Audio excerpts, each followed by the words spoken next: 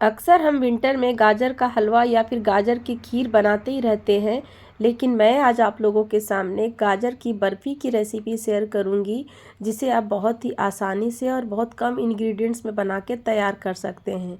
तो इस रेसिपी को बिना स्किप किए पूरा देखिएगा और रेसिपी पसंद आए तो लाइक शेयर ज़रूर कर दीजिएगा। तो चलिए फिर बिना देर किए रेसिपी को शुरू करते हैं।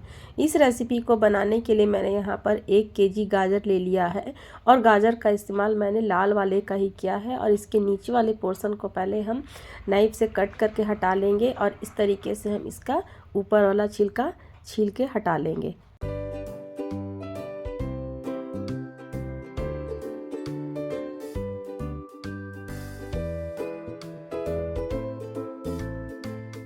तो देखिए यहाँ पर मैंने सारे गाजर को बढ़िया से छील लिया है। चलिए अब हम इसे कद्दूकस कर लेते हैं। कद्दूकस करने के लिए मैंने यहाँ पर मीडियम साइज का इस्तेमाल किया है, जिससे गाजर के लच्छे बहुत पतले भी ना निकले और बहुत ज़्यादा मोटे भी ना निकले। तो इसी साइज से हम सभी गाजर को कद्दूकस कर लेंगे।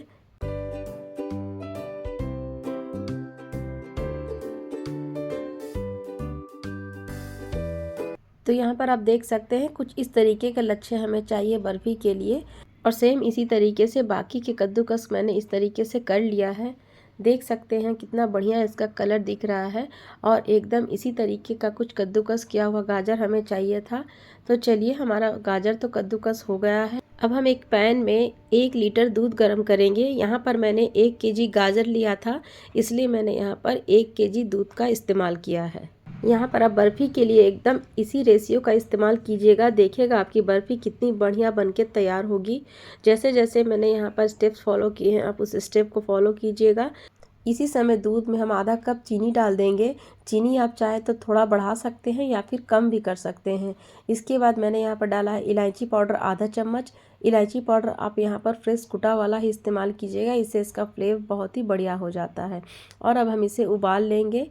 जब तक हमारा दूध उबल रहा है तब तक हम यहाँ पर एक कढ़ाई में 3 चम्मच घी डालेंगे और इसके बाद हम इसे बढ़िया से मेल्ट कर लेंगे। जब घी हमारा मेल्ट हो जाए तब हम इसमें आधा कप आलमंड एंड कैज्यू ऐड करेंगे और इसे बढ़िया से गोल्डन ब्राउन होने तक भून लेंगे। थोड़ी ही देर में ये आलमंड्स एंड कैज्यू बढ़िया से भून जाएंगे। हम इसे निकाल लेंगे एक मिक्सर जार में। आपको लग रहा होगा कि ये सारे ड्राई फ्रूट्स मैंने मिक्सर जार में क्यों निकाला, तो हम यहाँ पर इसे दरदरा कोर्सली ग्राइंड कर लेंगे, क्योंकि बच्चे अक्सर ड्राई फ्रूट्स खाना पसंद नहीं करते हैं। तो इस तरीके से अगर आप हम डालेंगे ना तो बहुत ही आसानी से बच्चे खा लेंगे। अब सेम कढ़ाई में हम यहाँ पर गाजर को भी भून लेंगे। गाजर को घी में इस तरह से भूनने से ना गाजर का फ्लेवर भी बहुत बढ़िया हो जाता है और इसके अंदर का जो एक कच्चापन होता है ना वो भी निकल जाता है। तो इस तरीके से हम थोड़ी देर के लिए गाजर को भून लेंगे। यहाँ पर मैं आपको एक टिप्स देना चाहूँगी, जब भी आप गाजर का हलवा भी बनाएं या फिर इस तरीके से गाजर की बर्फ़ी बनाएं ना, तो आप घी में इस तरीके से गाजर को एक बार आप ज़रूर इस तरीके से भून लीजिएगा। इससे गाजर का कलर भी बहुत बढ़िया हो जाता है और गाजर बहुत अच्छा सा एक सूंधापन आता है। तो देखिए यहाँ पर गाजर हमारा बढ़िया से भुन गया है और बढ़िया से सॉफ्ट भी हो गया है और ये थोड़ा सा ड्राई भी हो गया है। इसके बाद हम इसमें डाल देंगे उबला हुआ दूध, जिसे मैंने साइड में उबाल करके रखा था।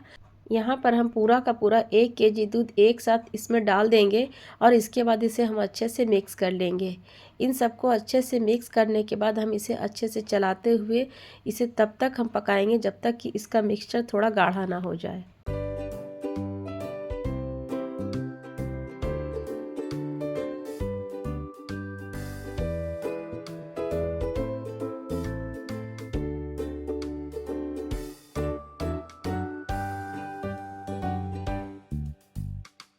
यहाँ पर आप देख सकते हैं मिक्सचर धीरे धीरे गाढ़ा हो रहा है। इस तरीके से हम चलाते हुए मिक्स कर लेंगे और अब हम यहाँ पर डाल देंगे 100 ग्राम मावा।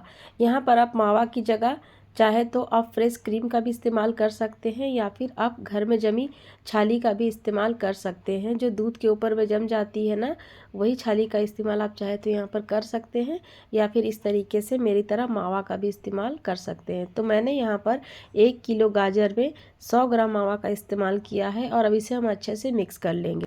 इसे हम अच्छे से 1 से 2 मिनट तक बढ़िया से भून लेंगे ताकि मिक्सचर थोड़ा सा और ड्राई हो जाए। देखिए यहाँ पर 1 से 2 मिनट हो चुके हैं। अब हम यहाँ पर डाल देंगे क्रश्ड ड्राई फ्रूट्स जिसे मैंने दरदरा कूट लिया था। अब इसको भी हम अच्छे से मिक्स कर लेंगे गाजर के साथ और इसके बाद यहाँ पर हम 1 से 2 मिनट तक और इसी तरीके से चलाते हुए इसे और भी ड्राई कर लेंगे। यहाँ पर आप देख सकते हैं जैसे जैसे मैं इसे चला चला करके मिक्स कर रही हूँ ना, इसका मिक्सचर धीरे धीरे ड्राई होता चला जा रहा है। अब हम यहाँ पर डालेंगे 2 टीस्पून घी। यहाँ पर आप घी ज़रूर डालिएगा, इससे इसका शाइन बढ़ जाता है बर्फ़ी में। और आप इस तरीके से फिर इसे मिक्स कर दीजिए और 1 से 2 मिनट तक हम इसे फिर चलाते हुए मिक्सचर को थोड़ा सा और ड्राई कर लेंगे। तो देखिए यहाँ पर मिक्सचर धीरे धीरे ड्राई भी हो रहा है और पैन से हमारा मिक्सचर अलग भी हो रहा है। तो इस तरीके से हमें गाजर की बर्फ़ी के लिए पेशेंसली धीरे धीरे चलाते हुए पहले मिक्सचर को बढ़िया से ड्राई कर लेना है। और सबसे लास्ट में हम यहाँ पर डालेंगे आधा कप मिल्क पाउडर।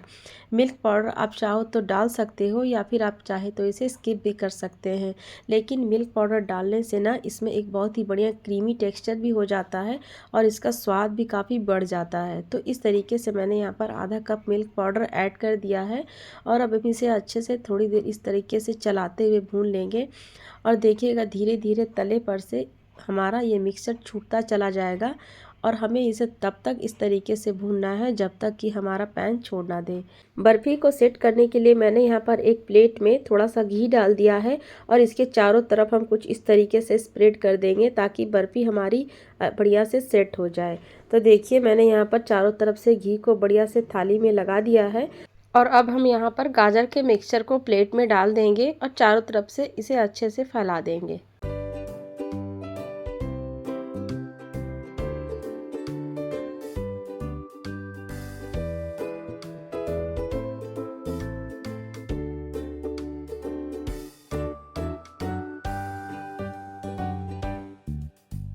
और अब एक स्पैचुला के सहारे हम इसे थाली में चारों तरफ से अच्छे से फैला देंगे।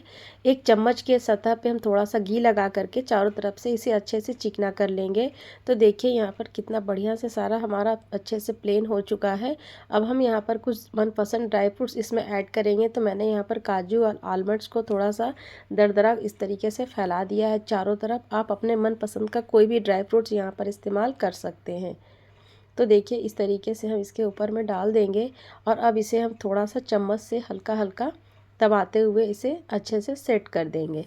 इन ड्राई फ्रूट्स को बढ़िया से सेट करने के बाद हम यहाँ पर इसे 2 से 3 घंटे के लिए इसे रेस्ट पर रख देंगे। तो मैंने यहाँ पर 2 से 3 घंटे के लिए फ्रिज में इसे रख दिया था ताकि ये बर्फ़ी के लिए बढ़िया से सेट हो जाए। 2 से 3 घंटे के बाद जब हम इसे निकाल के देखेंगे तो देखिए कितनी बढ़िया ये सेट हो गई है। अब हम इसे कट कर लेते हैं मनचाहे शेप में। मैंने यहाँ पर इसे चौकोर शेप में कट किया है। आप चाहे तो इसे रेक्टेंगल या फिर डायमंड शेप में भी कट कर सकते हैं। तो देखिए कितनी बढ़िया से ये बर्फ़ी कट रही है।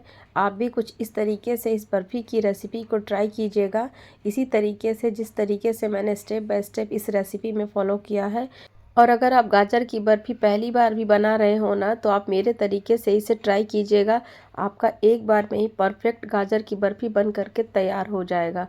तो देखिए कितने बढ़िया से इसके पीसेस निकल रहे हैं। इस तरीके से हम इसके सारे पीसेस को अलग कर लेंगे और देखने में कितना बढ़िया लग रहा है और कलर भी काफ़ी बढ़िया आया है। तो इस विंटर को विदा करने के पहले आप एक बार इस गाजर की बर्फ़ी को ट्राई ज़रूर कीजिएगा। और अगर आपको ये रेसिपी अच्छी लगी तो आप इस रेसिपी को लाइक शेयर कर दीजिएगा और अपने फ्रेंड्स एंड फैमिली में शेयर कर दीजिएगा। एक बार मैं आपको इसे पास से दिखाती हूँ। देखिए कितना बढ़िया टेक्सचर आया है इस गाजर की बर्फ़ी का। इसे मैं तोड़ करके भी आपको दिखाती हूँ। तो इस तरीके से आप गाजर की बर्फ़ी घर पर ही बनाइए और अपने फैमिली के साथ एंजॉय कीजिए।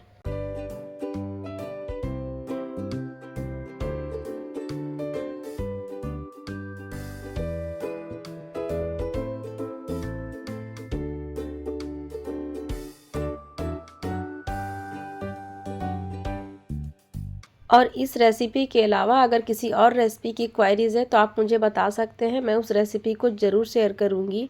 चैनल पर नए हो तो चैनल को सब्सक्राइब करके बेल आइकन को प्रेस ज़रूर कर दीजिएगा ताकि आपको मेरे आने वाले नए नए वीडियो की नोटिफिकेशन सबसे पहले मिल सके।